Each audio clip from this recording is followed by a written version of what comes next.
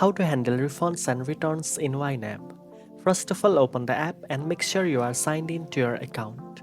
Once you are on the home screen, tap on the plan option from the bottom bar. Here you will see your budget categories and recent transactions. When you receive a refund or return, tap Lost Transaction to record it.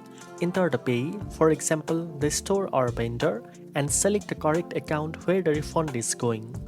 Next, set the transaction type to inflow if money is coming back to your account.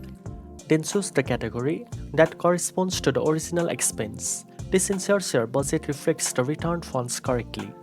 You can also add a note to track the reason for the refund or return and adjust the date if needed. Once everything is filled out, tap Save. YNAB will automatically update your budget, returning the money to your available balance and adjusting your category totals.